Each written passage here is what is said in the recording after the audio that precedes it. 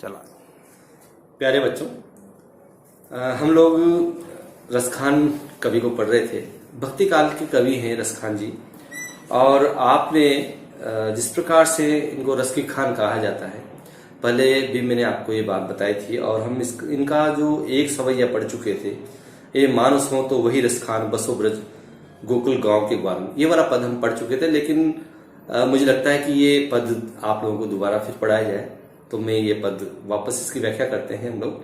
देखिए, रसखान जो है भक्त कवि हैं, और भक्त कवि ऐसे कि प्रत्येक चीज में वे कृष्ण को ही मानते हैं।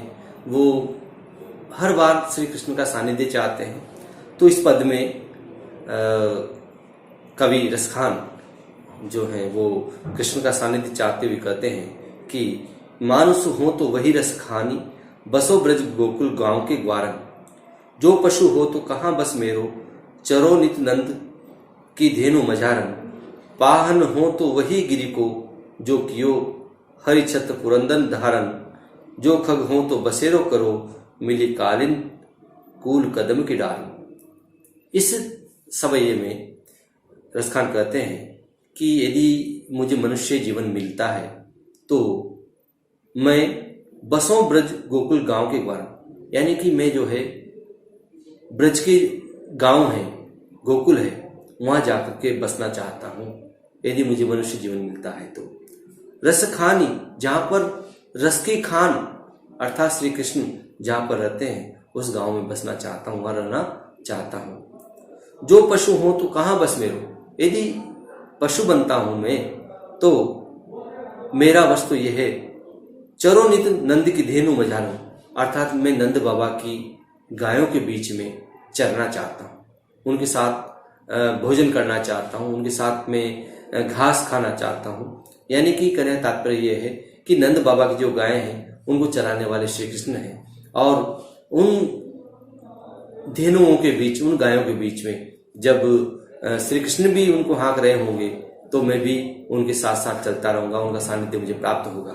ऐसा रसखान कवि चाहते हैं।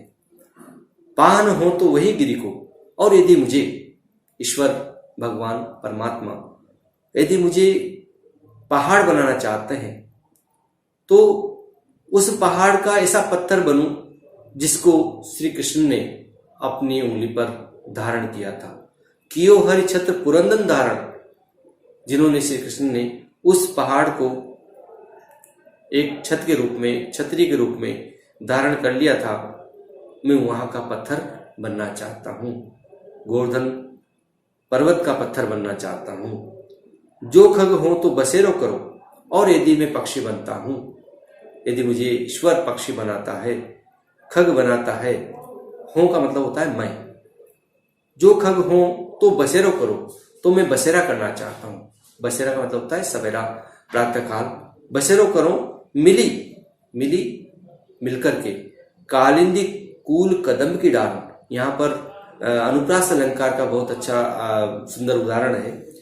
कालिंदी कूल कदम की डाल, क की आवृत्ति बार बार हो रही है। कालिंदी कूल कदम, 3 शब्दों में क की आवृत्ति हो रही है, इसलिए इलिट्रेशन इसको अंग्रेजी में कहते हैं और हिंदी में इसको अनुप्रास कहा जाता है।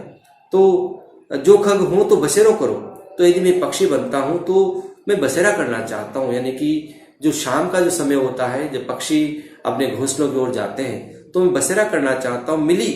मिल करके कालिंदी, कालिंदी का अर्थ होता है यमुना नदी।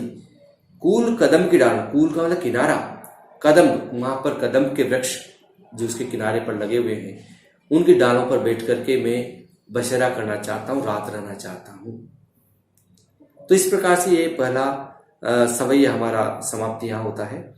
दूसरा सवैया हम देखते हैं। या लकुटी अरु कामरिया पर राज तिहुपुर को तज डारो, 8 सिद्ध 9 निधि को सुख, नंद की गाय चराई बिसारो। रस खान कबो इन आखिन सो, ब्रज के वन बाग तड़ाग निहारो। कोटिक ये कल धोत के धाम, करेल के कुंजन ऊपर वारो। कितना सुंदर सवैया है रसखान जी का। इसमें कहते हैं या लकुटी और कामरिया पर, यानी कि श्री कृष्ण की जो लकड़ी है, लकुटी है, और कामरिया और कंबल है, उस पर मैं तीनों लोगों का राज त्यागने को तैयार हूं। यानी कि यदि श्री कृष्ण का सानिध्य मुझे मिलता है, लकुटी और कांवरिया श्री कृष्ण के प्रिय साधन है, साथ में रखते हैं वो हमेशा, तो यदि मुझे ये मिल जाते हैं तो मैं तीनों लोगों का राज्य त्याग सकता हूं। आठों सिद्ध नौ निधि को सुख, और आठों प्रकार की सिद्धियां और 9 प्रकार की निधियां यदि मुझे मिलती है तो इनको भी मैं क्या करूंगा, सुख नंद की गाय चराए बिसारूं। अर्थात वो सुख मुझे कहां से प्राप्त होगा, नंद बाबा की गायों को चराने से मैं इनका सारा सुख को भूल सकता हूं। जो आठों सिद्धि और नव निधियों का जो सुख मिलता है उन सुख को मैं भूल सकता हूं। रसखान कबो इन आँखिन सो, रसखान कवि कहते हैं कि इन आंखों से मैं ब्रज के वन बाग तड़ाग निहारूं। इन आंखों से मैं ब्रज के वन, जंगल, बाग, वहां के तालाब, बाग, उपवन, तड़ाग, तालाब निहारूं। कब मैं इन्हें देखने का मुझे सौभाग्य प्राप्त होगा। कोटि के कलधोंत के धाम, यानी करोड़ों, कोटि का मतलब होता है करोड़ों। एक कलधोंत, कलधोंत कहते हैं स्वर्ण, सोने के यदि महल भी मुझे मिल जाए, वो भी करोड़ों मिल जाए, तो उनके ऊपर करेल के कुंजन ऊपर वालों, यानी करेल के जो वृक्ष हैं, करेल के जो पौधे हैं, उन झाड़ियों को ऊपर में सोने के महलों को भी त्याग सकता हूं। इस प्रकार से इस सवैये में भी महाकवि रसखान ये बात कहते हैं कि मैं प्रत्येक क्षण, प्रत्येक पल में श्री कृष्ण का सानिध्य प्राप्त करना चाहता हूं। तीसरा पद हम लोग इसमें देखते हैं। मोर पका सिर ऊपर राखियों, गुंज की माल गरे पहिरोंगी। ओड़ी पितंबर ले लकुटी बन, गोदन ग्वारिन संग फिरोंगी। भाव तो वो ही मेरो रस खानी, सोहे तेरे सब स्वांग करूंगी। या मुरली मुरलीधर की, अधरान धरी अधरान धरूंगी। इस पद में, इस छंद में, इस सवैये में रसखान कवि एक गोपी के माध्यम से कर रहे हैं। मोर पका सिर ऊपर राखी हूं, कि मैं मोर पंख, क्या है श्री कृष्ण का प्रिय, उनके सिर पर मुकुट लगा रहता है मोर पंख का, ऊपर ही राखी हूं, गुंज की माल गले पहनूंगी, यानी कि और जो गुंजे की माला है वो मैं अपने गले में धारण करूंगी। ओढ़ी पीतंबर, और पीतांबर ओढ़ करके, ले लकुटी बन, और लकुटी लेकर के हाथ में, गोधन ग्वारिन संग फिरूंगी। गोधन, गोधन मतलब होते गाय, गो की उस जमाने में गायों को धनी कहा जाता था, यानी कि जो जिनके पास जितनी गायें होती थी उतना ही बड़ा व्यक्ति कहलाता था। गोधन ग्वारिन संग फिरूंगी, उन ग्वालों के साथ में साथ साथ फिरना चाहती हूँ। भाव तो वही मेरो रसखान, यानी कि मुझे वही अच्छा लगेगा जो श्री कृष्ण चाहते हैं। सो तेरे कहे सब स्वांग करूंगी, हे कृष्ण आप जैसा कहोगे मैं वैसा ही स्वांग करने को तैयार हूँ। कहने का तात्पर्य यह है, रसखान एक गोपी का मन रख करके, अपने आप को एक गोपी मान करके और श्री कृष्ण जैसा स्वांग करना चाहते हैं। या मुरली मुरलीधर की, ये मुरली जो है मुरलीधर की, श्री कृष्ण की, अधरान धरी अधरान धरूंगी, यानी कि इस मुरली को, अधर का मतलब होता है होठ, होठों पर धारण करूंगी, यानी जिस प्रकार श्री कृष्ण धारण करते हैं उस प्रकार से मैं भी धारण करूंगी। लेकिन यहाँ पर व्यंजना भी है इस पद में, अधरान धरूंगी, यानी कि मैं अधरों पर धारण नहीं करूंगी। क्यों नहीं करूंगी?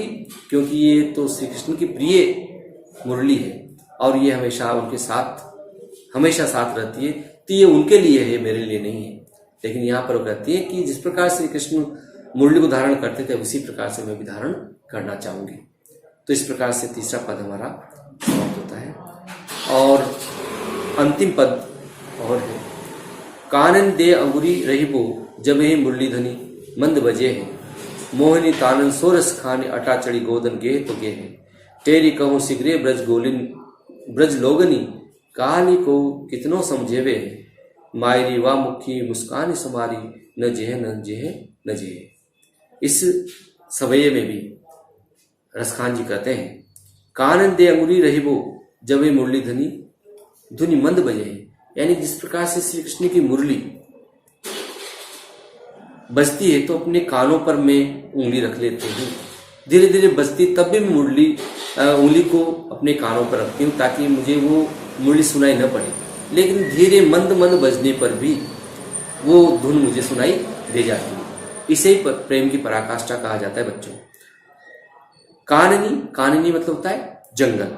कानन दे अंगुरी, काननी यहाँ पर कान से संबंधित है।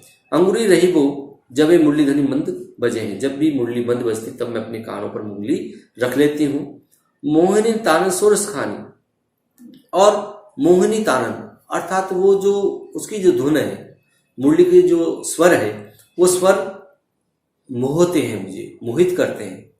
तानन उसकी आवाज, सो रसखानी, रसखानी यहाँ पर श्री कृष्ण के लिए कहा। रसखानी अटाचड़ी गोदन गेह तेगे, अर्थात अटा का मतलब होता है मेड़ी चढ़ करके, यानी कि मैं ऊपर सीढ़ियां चढ़ करके ऊपर चली जाती हूँ, अटा चढ़ जाती हूँ, अटारी पे चढ़ जाती हूँ। गोधन गे तो गे, जब गोधन यानी गायों का झुंड जा रहा होता है रास्ते में तो उसको देखने लगती हूँ। टेरी कहो सिगरे, टेरी का मतलब आवाज लगा कर कहती हूँ। सिगरे ब्रज लोगनी, ब्रज के लोगों से करना चाहती हूँ। काली कहो कितनों समझे, काली तो तुम्हें समझाया था कि तुम इतना श्री कृष्ण के प्रति इतना क्यों जुटते हो, समझे। मायरी, हे माई, हे सखी, या माई का अर्थ है सखी से। हे मायरी, हे सखी, वह मुखी मुस्कानी, यानी कि श्री कृष्ण के मुस्कान जो है, मुख की जो मुस्कान है, संभाली न जे है, उसको संभाला नहीं जा सकता। यानी कि वो तो उस मोहिनी मूर्त में हम लोग उनके साथ होते चले जाते हैं। न जे है न जे है, या न चाहते हुए भी उनके साथ जाना चाहती है।